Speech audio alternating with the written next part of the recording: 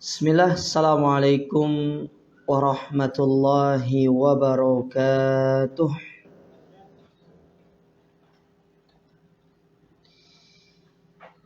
Innal hamdalillah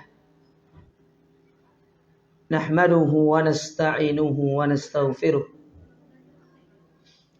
wa na'udzu billahi min syururi anfusina wa min sayyiati a'malina.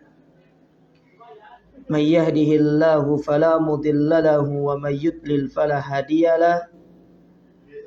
Asyhadu an la ilaha illallah wahdahu la syarikalah wa asyhadu anna Muhammadan abduhu wa rasuluh. Ya ayyuhalladzina amanu taqullaha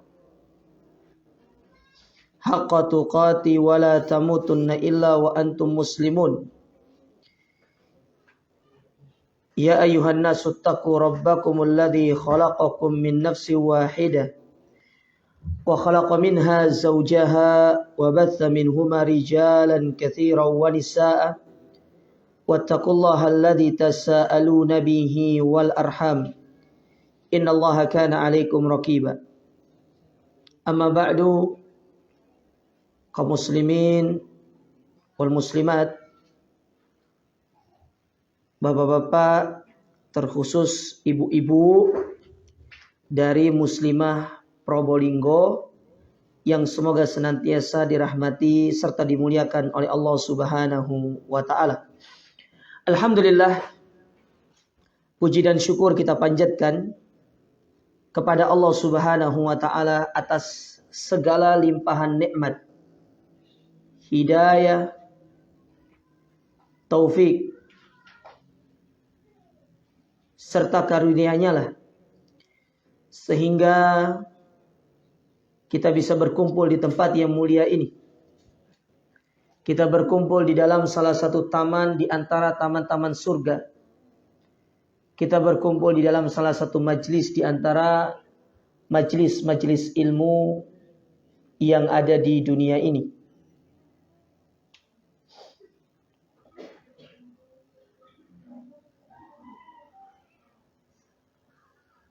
Sehingga dengan perkumpulan ini kita berharap Allah Subhanahu wa taala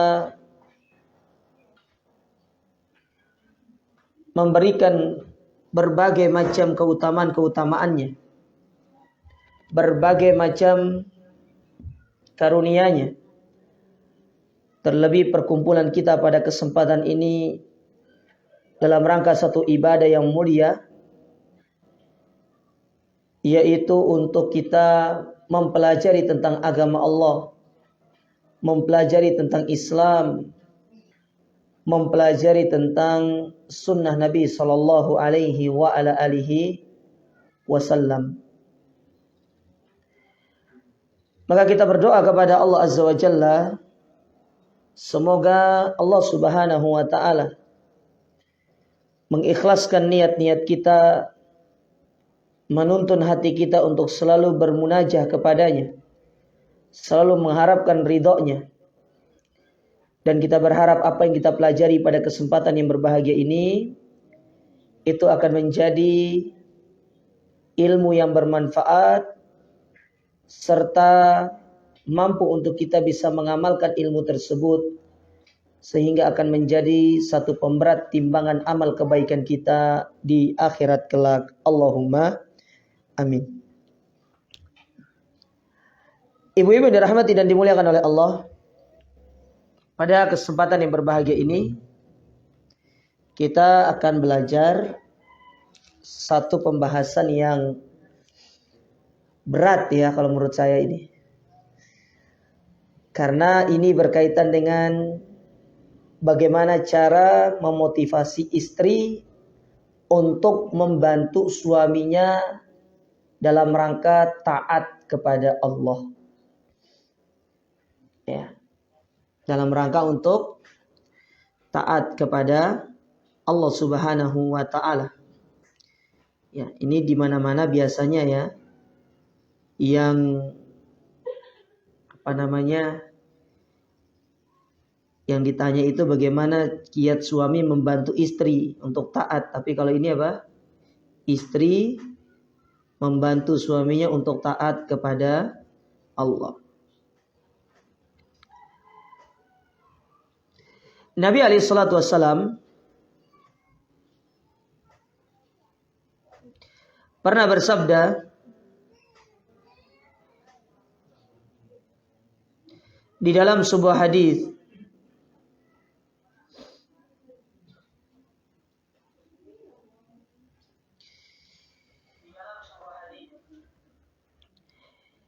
yang mana hadis ini sering disebutkan oleh ustadz-ustadz kita ketika mereka itu menyampaikan nasihat-nasihat pernikahan. Ketika para ustadz-ustadz kita itu menyampaikan wejangan di dalam pernikahan. Itu hadis yang dikeluarkan oleh Al-Imam Ahmad dari sahabat Abu Hurairah radhiyallahu taala an. Yang mana hadis ini disahihkan oleh Syekh Al-Albani rahimahullah.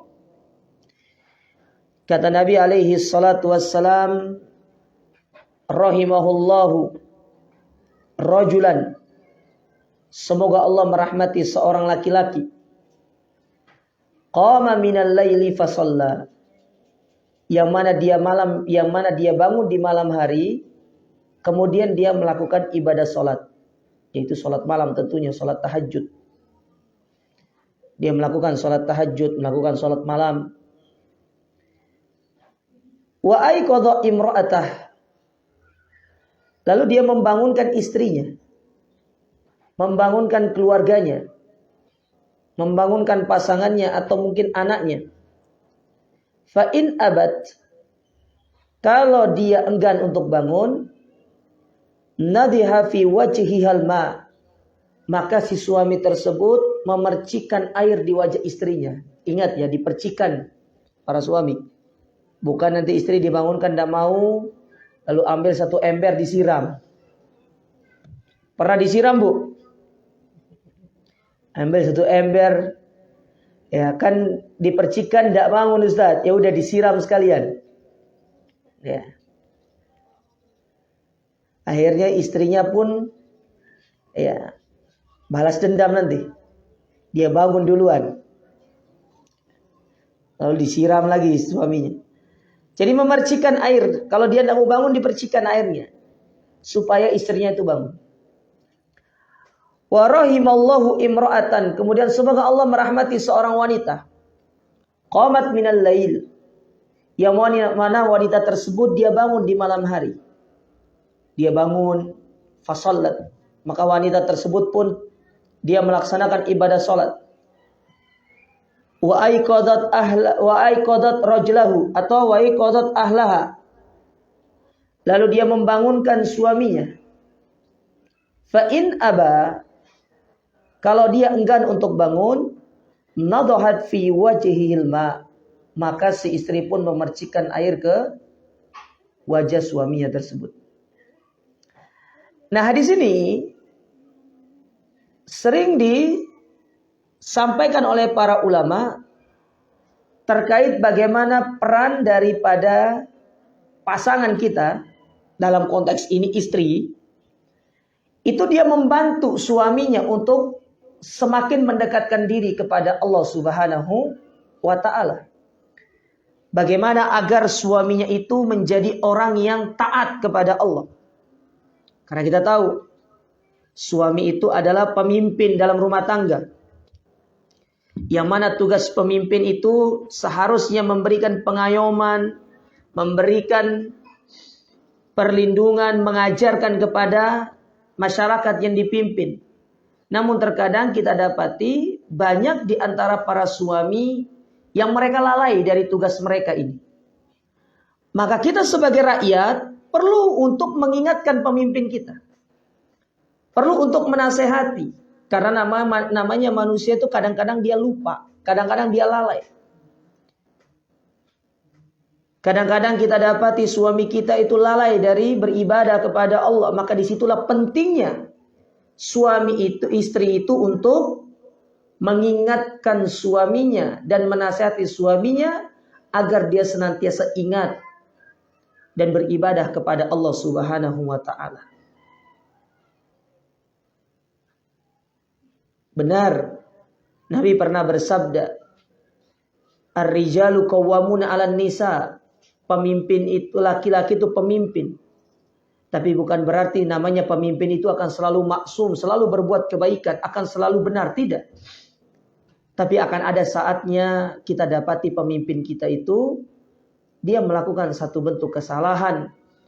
Dan di antara bentuk kesalahan yang sering terjadi, pemimpin itu sering lalai dari dia beribadah kepada Allah Subhanahu wa taala. Maka perlu bagi istri untuk mengingatkan suaminya supaya suaminya itu senantiasa dia taat kepada Allah. Nah, yang saya ingin sampaikan di sini itu yaitu bagaimana bentuk kita mendukung suami untuk melakukan ketaatan kepada Allah. Model-modelnya. Ketaatan-ketaatan seperti apa saja yang harus kita itu dukung suami kita. Bila perlu kita motivasi suami kita untuk semakin bisa mendekatkan dirinya kepada Allah dengan ibadah-ibadah ini. Ini yang ingin saya sampaikan pada kesempatan yang berbahagia ini. Ada sekitar mungkin beberapa model ibadah yang perlu istri itu memotivasi suaminya agar suaminya itu semangat melakukan ibadah ini dalam rangka untuk menciptakan sebuah rumah tangga yang disebutkan oleh Allah Ta'ala sakinah, mawaddah, warahmah. Rumah tangga yang dipenuhi dengan ketenangan, kenyamanan, rahmat, serta cinta dari Allah Subhanahu wa ta'ala. Taib, yang pertama masyiral muslimat. Ini baik-baik ya diperhatikan. Karena di sini ada hadiahnya. Nanti yang bisa jawab saya kasih hadiah. Ya, kalau nggak bisa jawab, hadiahnya saya ambil. Ya, ini lumayan ini. Kita lihat dulu hadiahnya nih, apa ya? Bisa dilihat nggak? Oh, lumayan ini Bu. Bisa buat ngepel ini. Baik.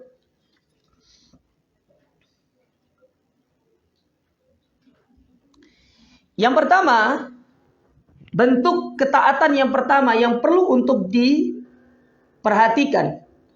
Dan ini yang pertama kali yang harus dilakukan oleh seorang istri supaya suaminya dekat kepada Allah, yaitu masalah sholat. Kenapa masalah sholat, Ustaz? Karena ini kaitannya antara hubungan kita dengan Allah. Yang mana kalau hubungan kita dengan Allah itu baik, maka niscaya seluruh urusan-urusan kita dengan sesama manusia itu akan ikut baik. Coba perhatikan sabda Nabi SAW. Nabi pernah bersabda, "Muru auladakum bis salati wa hum sab'u sinin." Perintahkan anakmu untuk sholat ketika umur 7 tahun. Wadribuhum bi asyri sinin. Dan pukullah mereka ketika 10 tahun. Wa farriqu fil madaji. Dan pisahkanlah mereka di tempat tidur mereka ketika usia balik. Hadis ini kalau diperhatikan, Nabi itu menyuruh kita memukul anak kita usia 10 tahun kalau nggak sholat. Pertanyaan saya, nek bapaknya nggak sholat lebih, diapain? Apa? Dia apa Bu? Dikipas. Iya, tambah turu Bu. Solusi yang sangat cerdas itu.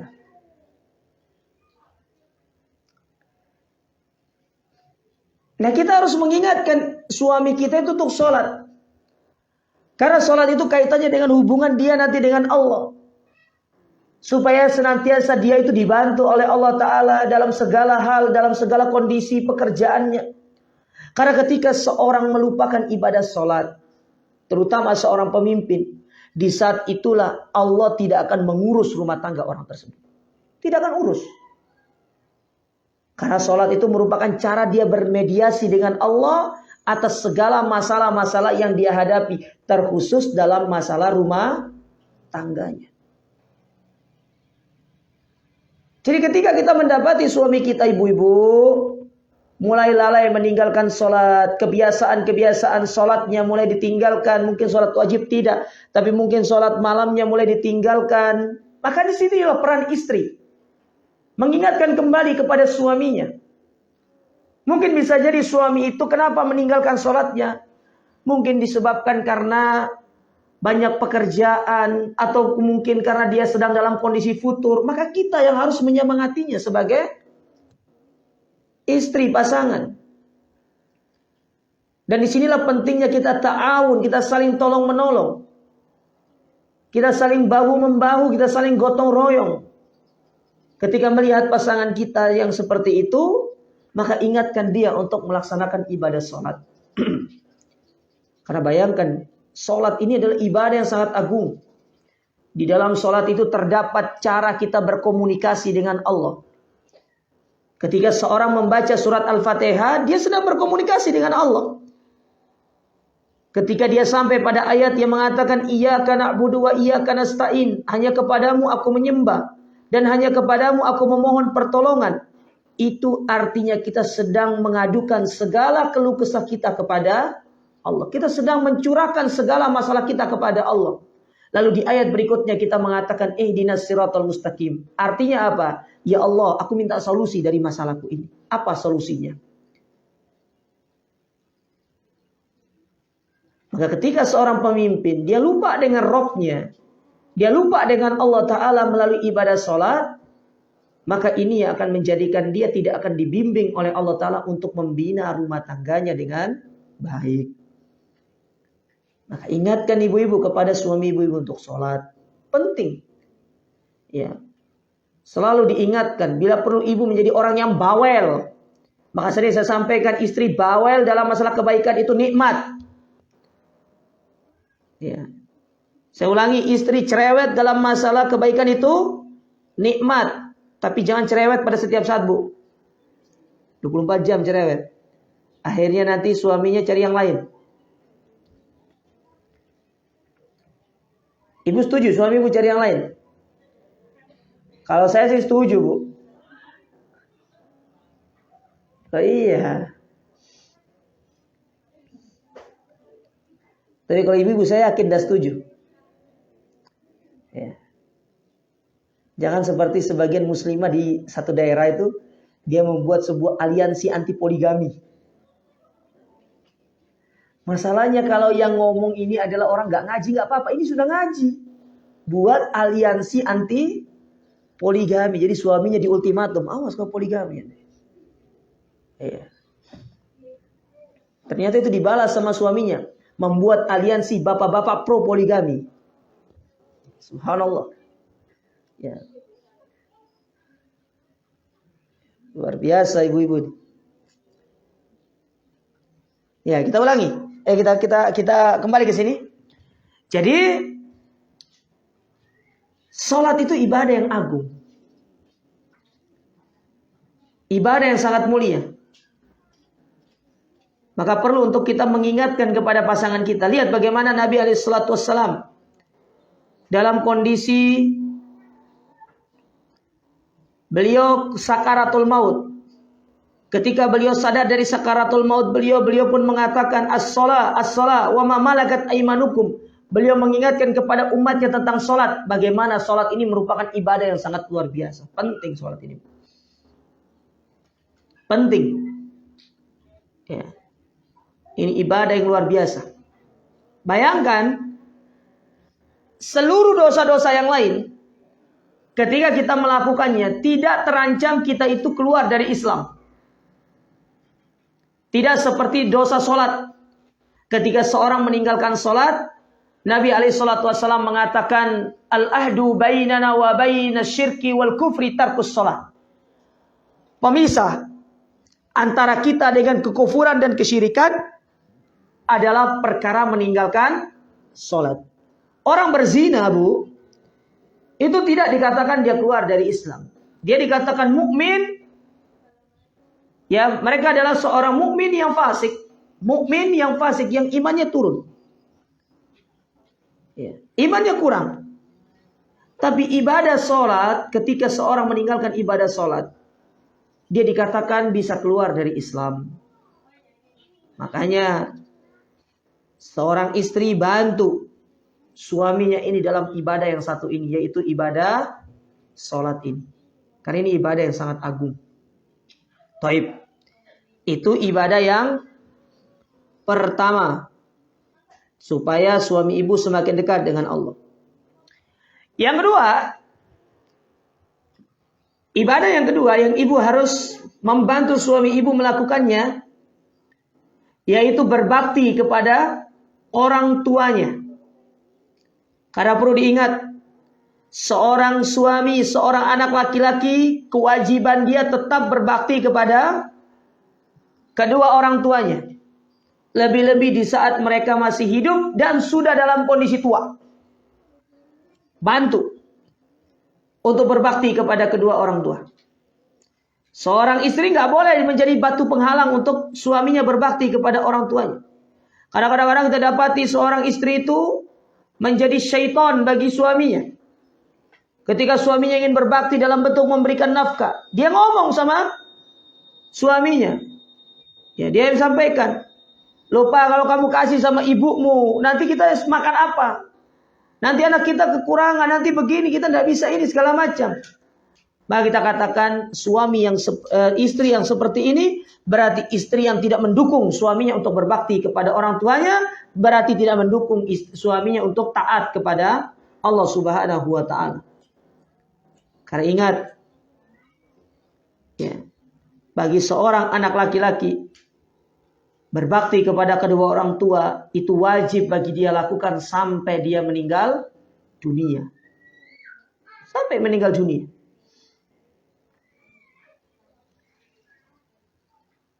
Maka istri nggak boleh melarang suami untuk berbakti kepada kedua orang tuanya.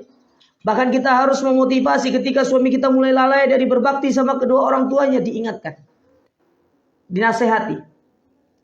Dan bentuk berbakti itu kata para ulama itu mencakup 3 hal. Yang pertama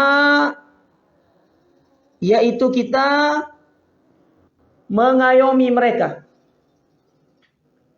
Mengayomi.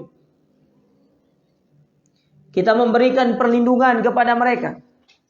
Mungkin bisa kita mengajak mereka tinggal bersama kita. Atau memberikan mungkin tempat tinggal yang layak. Tidak seperti sebagian anak yang menitipkan orang tuanya ke panti jompo. Mereka tidak pernah melihat kisah Imam Ahmad. Bagaimana Imam Ahmad, kalau nggak salah bukan Imam Ahmad, Al-Hasan Al-Basri atau Imam Ahmad, saya lupa. Bagaimana ketika di antara mereka itu meninggal orang tuanya, lalu mereka menangis. Lalu dikatakan kepada mereka, bukankah kematian itu sesuatu yang pasti? Iya, kematian itu sesuatu yang pasti. Akan tetapi yang aku tangiskan itu bukan kematian. Yang aku tangiskan itu adalah orang tuaku meninggal dunia. Berarti telah hilang kesempatanku untuk masuk ke dalam surga melalui pintu yang paling tengah. Berarti hilang kesempatanku untuk masuk ke dalam surga melalui pintu yang paling tengah. Jadi bagaimana para ulama itu, mereka sangat memahami bagaimana pentingnya yang namanya berbakti kepada kedua orang tua. Maka seorang istri membantu suaminya untuk berbakti kepada kedua orang tuanya.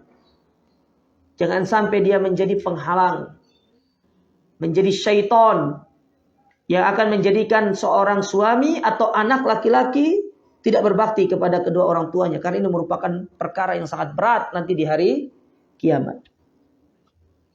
Jadi yang pertama itu mengayomi. Yang kedua, bersabar atas sikap orang tua. Kadang kita dapati orang tua kita itu di masa tua sifatnya kekanak-kanakan.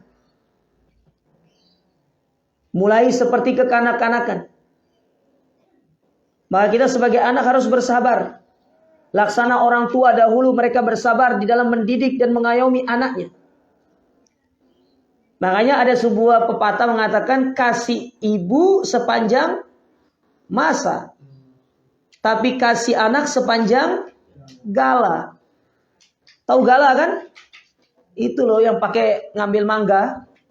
Itu gala namanya. Pendek kan? Iya. Kasih orang tua itu sepanjang masa.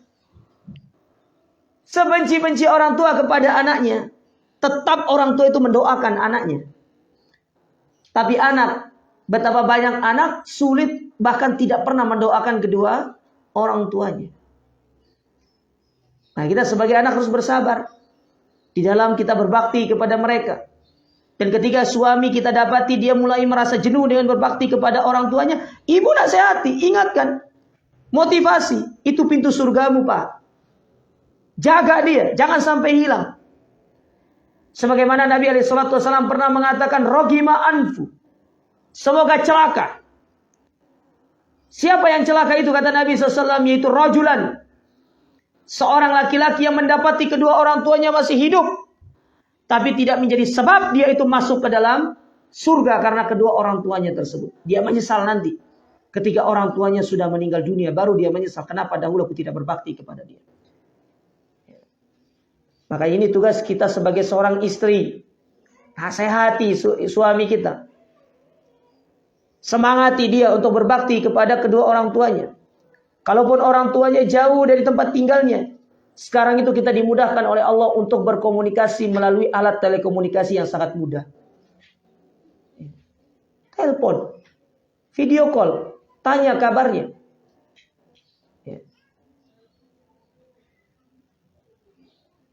Dan insya Allah yang demikian sudah cukup untuk menjadikan kita dikatakan berbakti kepada orang tua kita. Nah, sedangkan yang ketiga, komponen yang ketiga, yaitu memotivasi suami untuk memberikan nafkah kepada orang tuanya. Jadi yang diberikan kepada orang tua itu nafkah. Bukan infak, bukan zakat mal. Kadang kita dapati anak ini memberikan zakat kepada orang tuanya. Bukan masalah tidak bolehnya, tapi tidak pantas orang tua dikasih zakat. Orang tua itu bukan dikasih zakat, tapi orang tua itu dikasih nafkah. Ya. Oh, ibu-ibu, jangan rame ya. Tuh, apa meledak itu?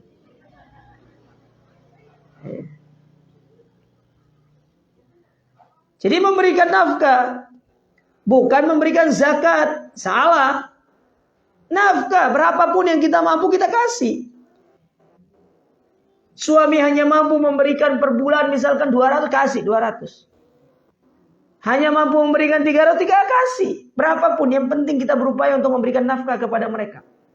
Karena berapapun harta yang kita berikan kepada mereka untuk kita menebus bagaimana kebaikan-kebaikan mereka kepada kita, maka niscaya itu tidak akan mampu. Karena kebaikan-kebaikan orang tua itu sangat besar untuk kita bayar dengan harta-harta duniawi. Tidak akan mampu untuk kita membayarnya. Makanya ibu-ibu, bantu suami ibu-ibu untuk berbakti kepada orang tuanya. Karena itu merupakan cara nanti dia mendekatkan diri kepada Allah. Yang ketiga, apanya 4, Bu? Hah? Ayo. Apa, Bu? 3 atau 4? Salah, 3. Yang tadi 3 poin itu sudah selesai. Sekarang masuk poin ke 3. Berbentuk kita membantu suami dalam ketaatan. Wah, enggak fokus kan? Terus kita akhiri kajian kita, weh.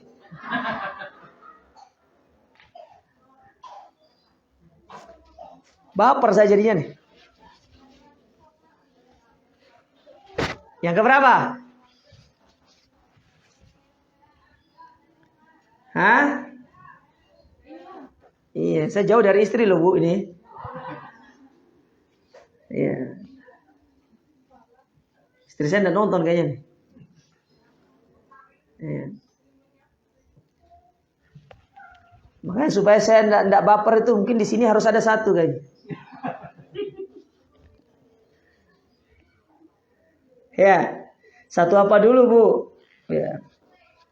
Ya. Satu usaha gitu loh, Bu. Yang ketiga, di antara bentuk kita membantu suami untuk taat kepada Allah, yaitu dengan cara kita memotivasi suami untuk selalu bersedekah. Ustadz, kenapa sedekah, Ustadz? Itu kan mengurangi uang belanja kita. Nah, ini deh. Ibu-ibu tuh kalau mau sedekah itu pasti selalu dibenturkan dengan belanjanya. Ustadz, sedekah nanti uang belanja saya kurang, Ustadz. Tapi giliran beli daster, itu tidak pernah mikir uang belanjanya kurang. Selalu ada cara untuk mendapatkan solusi supaya bisa beli daster motif terbaru dan merek terbaru. Meskipun harus mengurangi yang tadinya sekilo menjadi setengah kilo. Betul ibu-ibu? Oh iya. Ya. Ustadz dari mana tahu? Bukan istri saya. Tapi dari curhatan para suami. Ya. Kan yang penting barangnya ada, Ustadz. Apalagi kena sama yang jual itu. Bu, ini motif terbaru, Bu, baru keluar. Wah. Ya. Padahal daster di rumah itu banyak. Tapi saya heran. Yang sering dipakai itu yang sudah 7 kali ditambal. Giliran beli yang baru bukan malah dipakai, tapi dipajang di dalam lemarinya. Biasa kayak ibu-ibu tuh beli sepatu banyak, beli tas banyak. Tapi yang sering dipakai yang itu aja, gitu kan? Bu, daripada banyak hisab, Bu, lebih baik diinfakkan. Ya. Lebih baik dijual, Bu.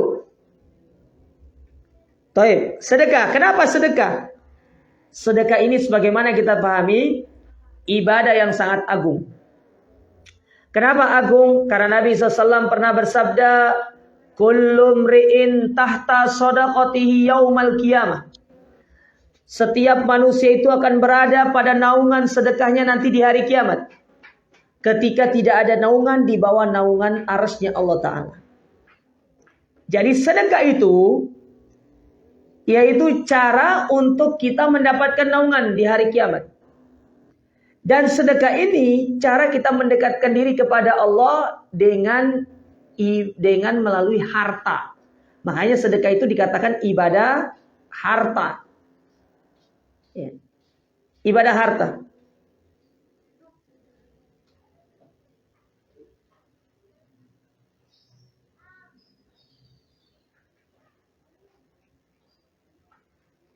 Karena kita mengeluarkan harta kita. Berinfak di jalan Allah. Dan di dalam kita bersedekah ini, yang perlu diingat, yang menjadi tolok ukur sedekah ini baik di mata Allah itu bukan berdasarkan nominal. Nominal itu penting juga. Tapi yang paling utama itu adalah masalah keikhlasan. Itu yang paling penting. Makanya seorang ketika dia bersedekah, dia harus menjaga niatnya. Dia harus menjaga niatnya. Seperti yang pernah disampaikan oleh Nabi SAW dalam hadis 7 golongan yang akan dinaungi di hari kiamat. Kata Nabi SAW, wa rajulun tasaddaqo bi shadaqatin fa akhfa hatta la ta'lama shimaluhu ma tunfiqu yaminu. Sampai-sampai tangan kirinya tidak tahu apa yang diinfakkan oleh tangan kanannya. Kenapa demikian? Karena menunjukkan tentang betapa sedekah itu yang dilakukan secara sembunyi-sembunyi itu berat, itu besar pahalanya di sisi Allah Ta'ala. Nah, masalah sedekah ini ibu-ibu, yang perlu ibu perhatikan tidak hanya sekedar memotivasi suami untuk mengeluarkan sedekah, tapi bagaimana memotivasi suami supaya dia itu tidak membatalkan sedekah-sedekahnya tersebut dengan cara menyebut-nyebut pemberiannya. Karena kita dapati sebagian kaum muslimin, mereka itu ya suka menyebut-nyebut pemberiannya, suka menyebut-nyebut sedekahnya. Itu tuh orang itu, kalau bukan karena bantuan saya, kalau bukan karena sedekah saya, dia tidak akan bisa seperti itu sampai saat ini. Maka kita katakan yang demikian itu justru akan membatalkan pahala sedekah. Jadi tidak perlu disebut. Nah, ketika ibu mendapati suami ibu demikian, ibu nasihati. Pak, jangan. Sudah. Ya. Tidak perlu untuk kita menyebut-nyebutnya. Tapi biasanya yang sering terjadi itu ya, istri suka nyebut pemberiannya itu. Sekarang dibalik, istri yang harus menasihati suaminya. Jangan suami terus menasihati istrinya untuk tidak menyebut-nyebut pemberiannya. Namanya ibu-ibu kan suka baper biasanya kan. Ya, punya masalah dikit tuh baper, perasaan sudah. Ya. Lantaran karena tidak diajak makan kikil langsung di apa? Digibahi. Iya tuh. Padahal saya sering ngajak dia dulu makan. Giliran saya nggak pernah diajak sama dia. Dasar pelit katanya. Itu nggak perlu seperti itu. Nah, kita sebagai istri ketika mendapati suami ingin menyebut-nyebut pemberiannya, itu tidak usah. Ingatkan kepada suami. Supaya pahala-pahalanya itu tidak hangus. Supaya pahala-pahalanya itu tidak berkurang. Supaya pahala-pahala tersebut tidak pergi dari suami-suami kita. Karena kita juga akan merasakan manfaat dari pahala tersebut. Nah, berkaitan dengan sedekah ini juga. Sedekah ini ibu-ibu, itu dapat membantu ekonomi keluarga. Loh kok bisa Ustaz? Kan namanya sedekah itu kan berkurang harta. Naam. Tapi coba simak sabda Nabi SAW. Kata Nabi SAW, mana qasomalu abdin min sodakoh.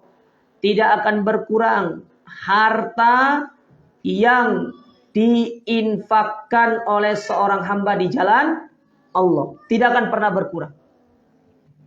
Ya. Jadi harta yang diinfakkan di jalan Allah Ta'ala itu tidak akan berkurang sedikit pun. Dan ini yang harus ditanamkan di dalam diri kita, terutama seorang istri.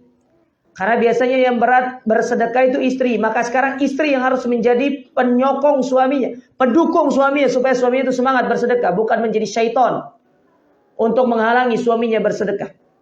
Karena perlu diingat, ada bagian orang yang harus kita keluarkan dari. Dan itu wajib untuk kita keluarkan kepada mereka supaya mereka mendapatkannya.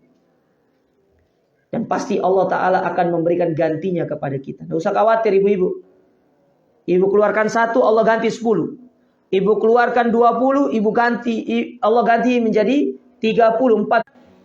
Melakukannya dalam rangka mendekatkan diri kepada Allah, yaitu moco Quran, Bu. Baca Quran. Ya.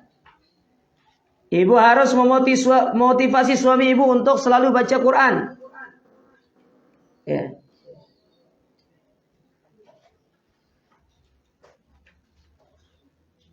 Karena Al-Quran ini merupakan pedoman hidup.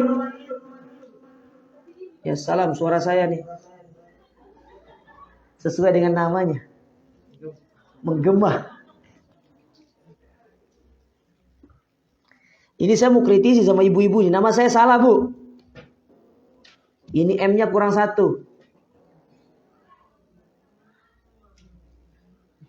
Kayaknya saya disuruh akikah ulang ini. Ini M-nya kurang 1 nih. Lihat ibu-ibu ini ya. Buatnya itu bagus ini.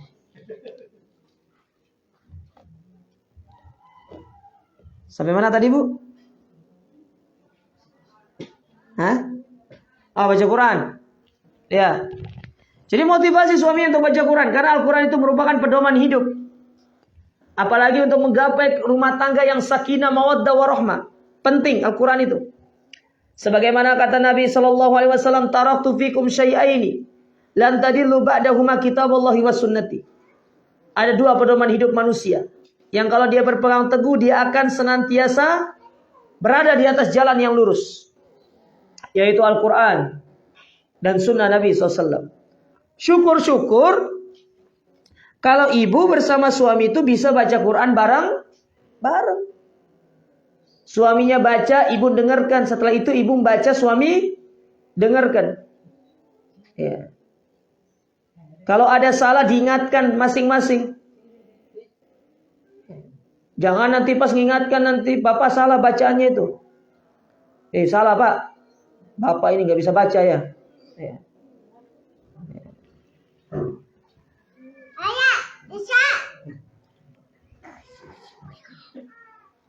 Ya. Ada iklannya. Ya. Jadi ingatkan suami untuk baca Quran, Bu. Karena kata Nabi SAW, perbedaan antara rumah yang dibaca Quran dan rumah yang tidak dibacakan Quran di dalamnya seperti apa, Bu? Seperti kuburan. Karena kuburan itu tidak boleh kita baca Quran.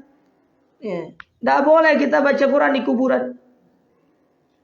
Maka rumah kita itu bahaya kalau nggak dibacakan Quran di dalamnya. Maka harus dibaca Quran. Dan itulah cara kita bisa melindungi rumah kita nanti dari gangguan sihir, jin. Maka hidupkan rumah kita dengan membaca Al-Quranul Karim. Dengan membaca ayat-ayat Allah. Dengan membaca firman-firman Allah. Lebih-lebih kalau kita itu bisa mentadabburi maknanya. Kita mempelajari tafsirnya. Ya. Kita bisa mempelajari apa yang terkandung di dalam Al-Quran tersebut. Itu sangat lebih baik. Ya, sangat lebih baik. Ya. Nah, ini yang perlu dipahami ibu-ibu. Jadi bagaimana rumah itu diisi dengan Al-Quran. Jadi jangan Al-Quran itu hanya sekedar pajangan. Jangan Al-Quran itu hanya sekedar tempelan. Apalagi Al-Quran itu hanya sebagai penghias rumah, penghias lemari buku. Kapan baca Qurannya? Nanti pas bulan Ramadan. Tapi harus setiap hari. Harus setiap saat. Ketika kita dapati suami mulai malas, futur dalam baca Quran, ibu ajak, semangati dia. Suami ibu. Ketika ibu mendapati suami ibu mulai enggan, ajak dia, semangati dia. Ini penting. Ya. Karena Al-Quran itu merupakan pedoman hidup kita. Nah, yang terakhir, saya tambah yang terakhir.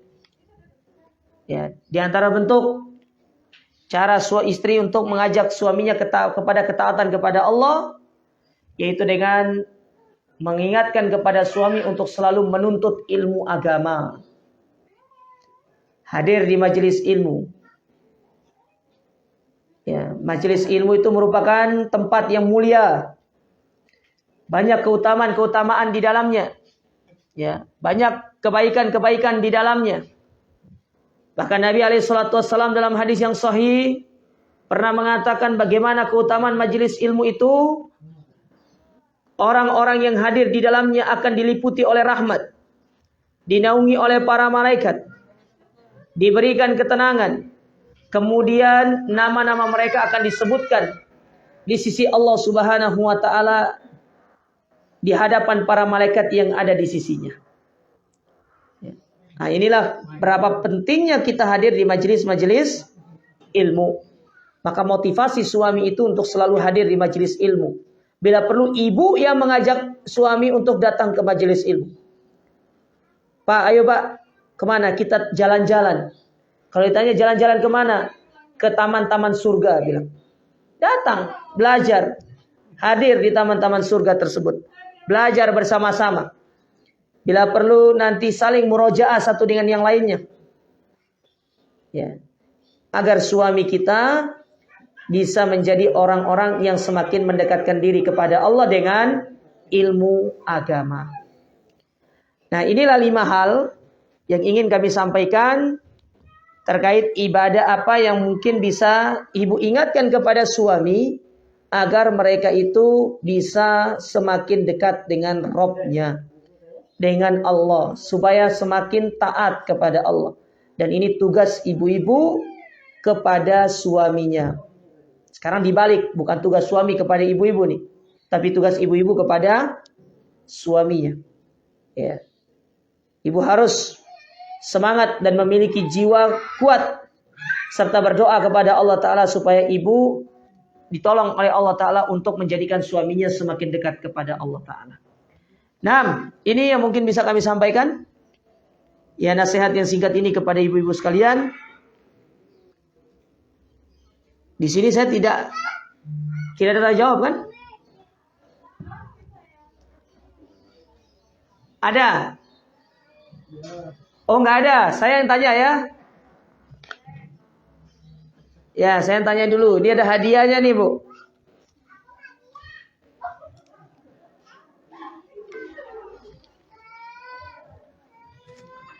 Ya, pertanyaannya.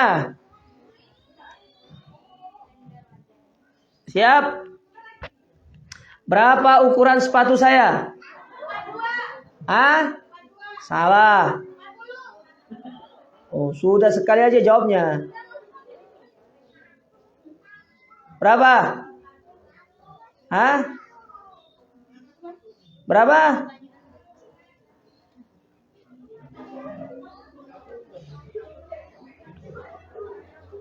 Gak ada yang benar. Yang betul itu 25,5 cm.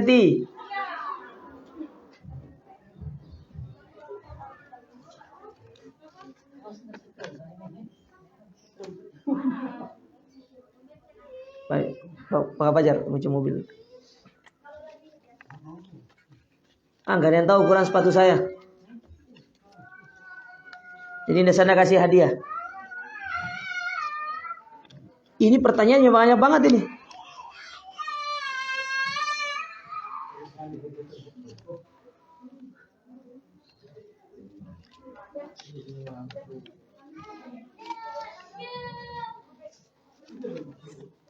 Perasaan kajian kita sebentar ya. Ini pertanyaannya sudah sebanyak ini. Ibu-ibu nih dendam sama saya atau gimana nih?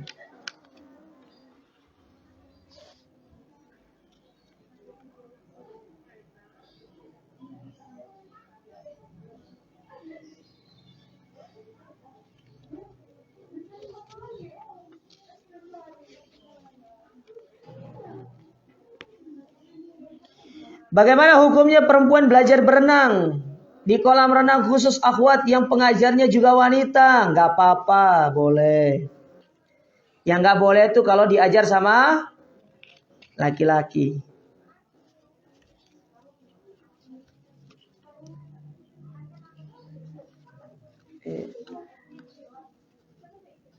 Ustadz, gimana kalau kolam renangnya campur? Ya udah, beli kolam renang plastik itu bukan banyak itu. Di toko mainan anak-anak tuh banyak.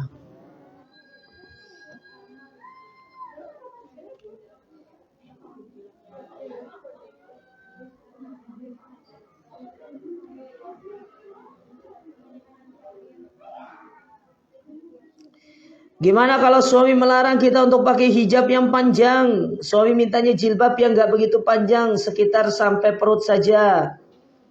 Kata Nabi SAW, satu, dinasehati dulu suami. Yang kedua, tidak ada ketaatan kepada suami yang mengajak kepada maksiat. Nasehati suaminya itu. Iya. Aku lebih cantik kalau pakai yang panjang, bilang gitu.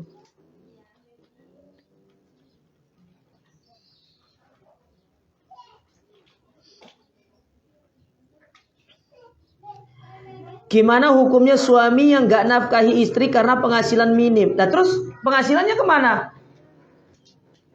Hah? Terus penghasilannya kemana, Bu? Iya, namanya menafkahi itu ndak harus penghasilan banyak, minim pun harus dinafkahi. Apa yang harus dilakukan istri, Ustadz? Ya nasihati suaminya. Nah, ibu harus sadar kalau suaminya penghasilannya minim, jangan misalkan ya penghasilan suaminya itu 2 juta, tapi mintanya per bulan 5 juta. Iya, nggak masuk. Ya, kecuali kalau penghasilan suami ibu misalkan 20 juta, ibu minta 5 juta ya nggak apa-apa.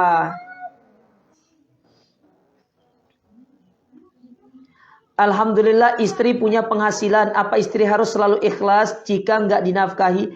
Ya nafkahi ini kewajiban suami, Bu. Harus. Mau suami itu punya, mau istri itu punya penghasilan sendiri, tetap suami itu harus menafkahi istrinya. Makanya punya penghasilan minim, jangan pula pengen nikah dua.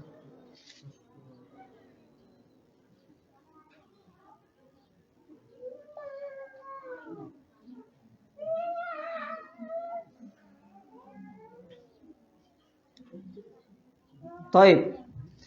Jadi tetap harus ya. Tetap harus dinafkahi.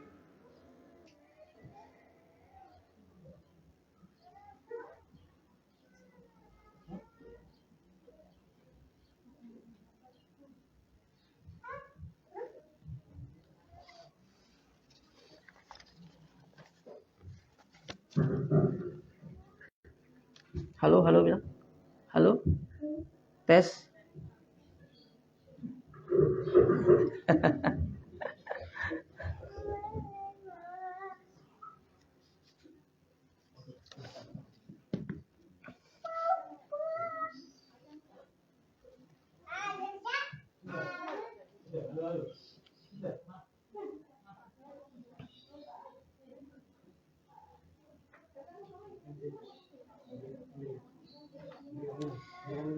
Bagaimana saya harus menghadapi sikap suami? Kalau dibangunkan sholat subuh terus suami menjawab, sudahlah, ditanggung sendiri-sendiri. Yang pertama doakan suami, Bu. Doakan suami untuk supaya dibukakan hatinya supaya mendapatkan hidayah. Yang kedua terus dinasehati suami itu. Bahwasanya ketika rumah tangga itu tidak ada saling gotong royong, ta'awun al birri wa taqwa, itu yang menyebabkan rumah tangga itu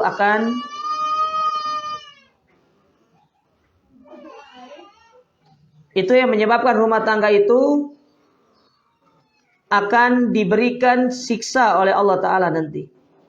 Ini bahaya. Jadi harus dinasihati suami. Bila perlu cari dalil-dalil yang menjelaskan tentang bahaya suami tidak sholat. Kirimkan, Bu. Ustadz menganjurkan suami untuk poligami, apakah termasuk bentuk ketaatan? Iya betul ini, Bu. Bentuk sebagai ketaatan kepada Allah. Bila perlu motivasi suami ibu untuk poligami. Oh, sudah. Mau atau enggak? Ayo,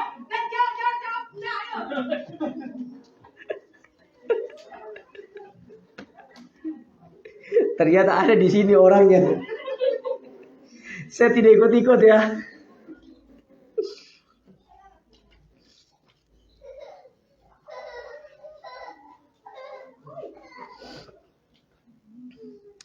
Bagaimana cara kita meminta maaf kepada suami atas kesalahan yang disengaja atau tidak disengaja kepada suami yang sudah meninggal? Ibu, caranya meminta maaf itu adalah ibu mendoakan suami ibu supaya suami ibu itu mendapatkan nikmat kubur, supaya suami ibu itu mendapatkan kemudahan-kemudahan di dalam kuburnya. Dan caranya lagi adalah dengan ibu benar-benar menjaga anak ibu sebagai bentuk ibu berbakti kepada suami ibu.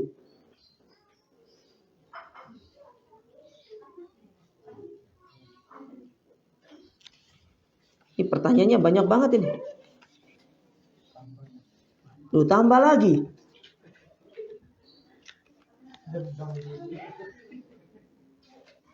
Emang kajian ibu-ibu itu pertanyaannya banyak.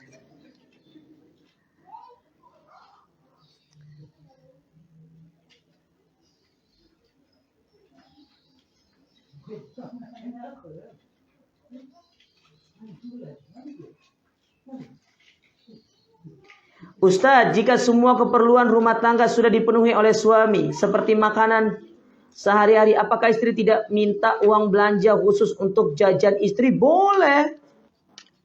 Bahkan suami nggak Pak harus ngasih itu, Bu. Ya, tapi mungkin tidak banyak gitu ya. Kasih lah. Ya, ini para suami saya nasihati nih. Istri juga perlu perawatan. Perlu namanya mani-pedi apa itu segala macam. Perlu itu. Perlu ke salon. Kadang-kadang kan sudah sebulan ngurus anak. Ya seperti mak lampir. Ya. Perlu untuk diremajakan gitu loh. Perlu untuk diremajakan. Perlu untuk mungkin direlaksasikan. Ya diajak ke tempat spa untuk dia apa? Ya, untuk supaya ya istri itu semakin semangat lagi.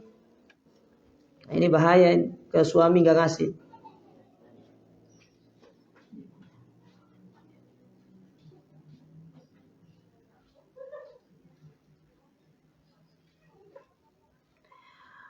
Anda butuh info tempat untuk menghafal Al-Quran di daerah Jawa Timur selain LPTQ Ar-Royan karena Ana sudah lulus dari LPTQ Ar-Royan tersebut.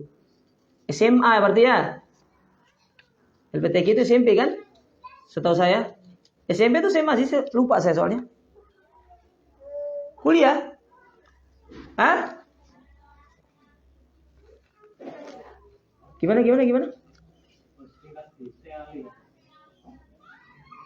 Maksudnya LPTQ itu tuh tingkatannya apa? SMA atau kuliah? Apa? Mahat Ali. Nikah, Bu. Biar nanti sama suaminya yang bantu baca Quran. Kalau ditanya tempat setingkat Mahat Ali, saya sarankan ya kuliah saja. Ya, kuliah saja. Di ST Ali kan ada terbuka untuk apa? Untuk akhwat.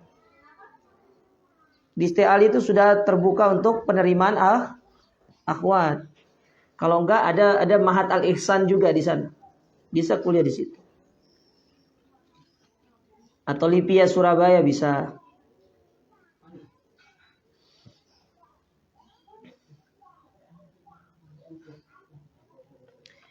Apabila suami belum bisa memberikan nafkah lahir dan bila istri yang membantu mencari nafkah, apakah berdosa bila istri menyisakan sebagian untuk kepentingan istri? Tidak, karena itu merupakan hak istri. Itu punya istri soalnya.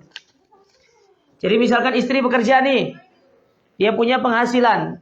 Dia setengahnya dikasih untuk kepentingan rumah tangga, sisanya disimpan, boleh. Karena itu merupakan hak istri. Itu punya istri soalnya.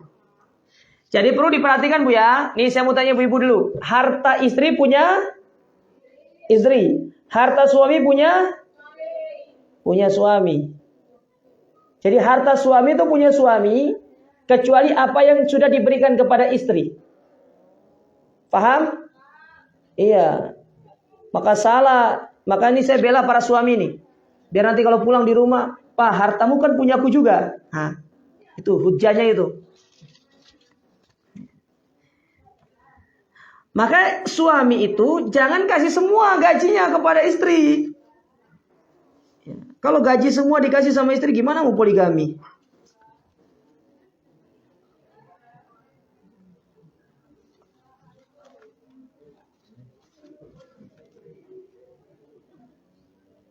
Pokoknya kalau ngomong poligami, ibu-ibu tuh di belakang gerutu.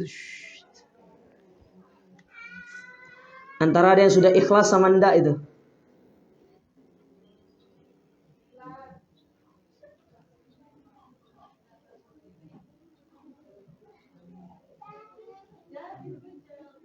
Bagaimana cara kalau kalau semua motivasi sudah dilakukan tapi suami masih tetap malas? Yang terakhir adalah ibu berdoa kepada Allah. Berdoa. Karena kita berusaha tapi tetap yang menentukan hasilnya adalah Allah.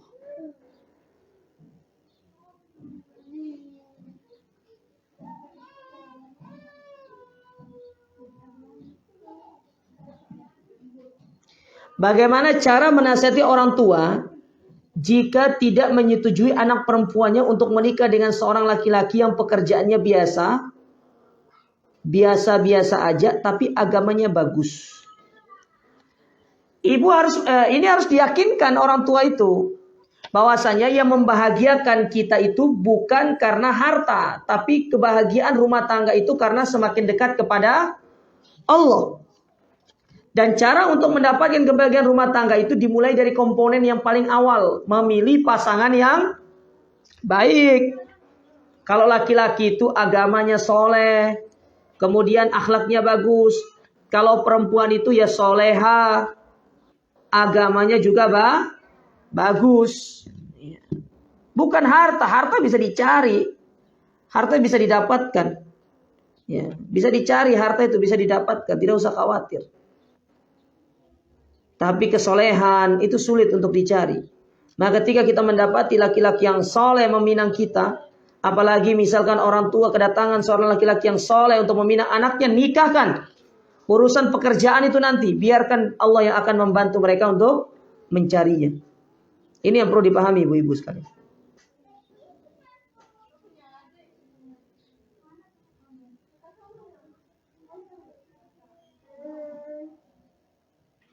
Bagaimana cara menasihati ayat orang tua untuk taat sementara kita hanya seorang anak yang kadang nasihat kita tidak dihiraukan karena dianggap kita masih anak-anak. Ya begitulah orang tua. Mungkin bisa jadi karena cara menasihatinya yang salah. Cara menasihatinya yang masih kurang tepat. Nah, berarti diperbaiki cara menasihatinya. Mungkin dengan cara memberikan pandangan, dengan cara memberikan sebuah ilustrasi biar orang tua itu bisa berpikir, itu satu. Yang kedua, doakan orang tua itu supaya dia mendapatkan hidayah. Ya, doakan. Kemudian yang ketiga, bisa dengan cara ibu atau yang bertanya itu mengirimkan seperti tulisan-tulisan pendek ke nomor WhatsApp-nya. Yang enggak usah panjang-panjang, pendek aja, yang poinnya dapat supaya orang tua kita itu mendapatkan siraman rohani. Ya, mendapatkan siraman rohani ibu-ibu. Ya, ini yang perlu dipahami. Ya. Hadza wallahu a'lam bissawab. Ini banyak sekali pertanyaan ternyata. Cukup kan? Tidak ada pertanyaan lagi kan? Kepala saya sudah pusing jawab pertanyaannya.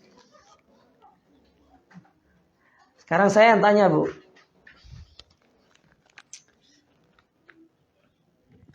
Bu, siapa yang mau jawab?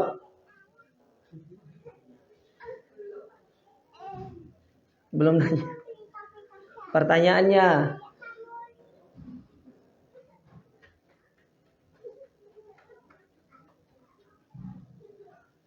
Pertanyaannya. Apa tema kita hari ini? Satu orang. Kalau berebut gitu enggak tahu saya nanti.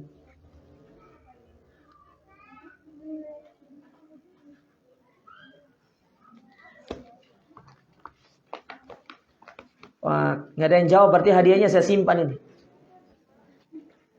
Apa tema kita hari ini? Siapa yang jawab itu? Hah? Siapa? Oh, dapat hadiah. Mana hadiahnya, yang mana ini? Ini apa bedanya hadiah kecil sama besar ini? Hah? Ini apa yang ini? Oh ya, dapat hadiah tuh lumayan. Iya. Berikutnya pertanyaannya.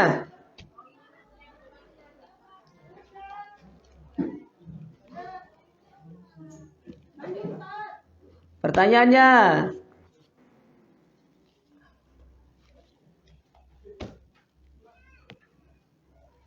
Apa pertanyaan kita?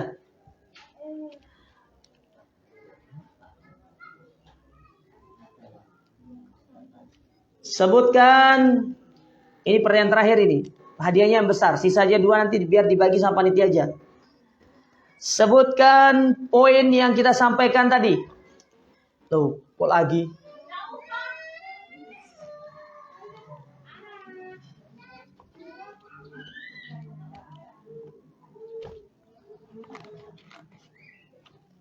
Siapa lagi?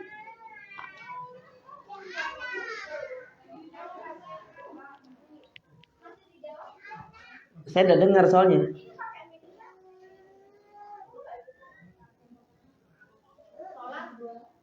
Satu.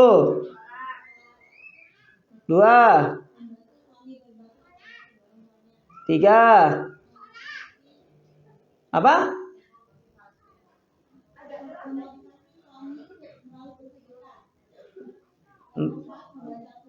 5, 6. Hah? Cuma 5. Kan 6 saya sampaikan.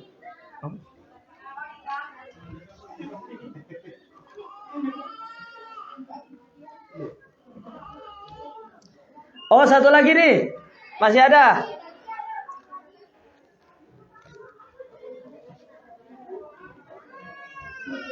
Satu lagi. Sudah. Sebutkan 3 poin yang berkaitan dengan berbakti sama orang tua.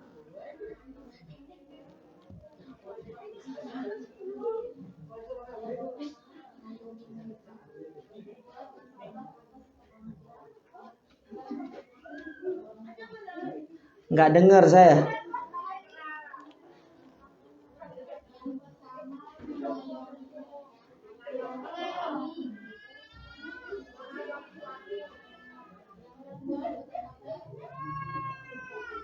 Yang ketiga? Yang ketiga apa? Yang keempat? Oh, 3 aja. Dapat hadiah. Ya, kita tutup kajian kita. Semoga yang disampaikan ini bermanfaat. Jazakumullahu khair atas perhatian ibu-ibu sekalian.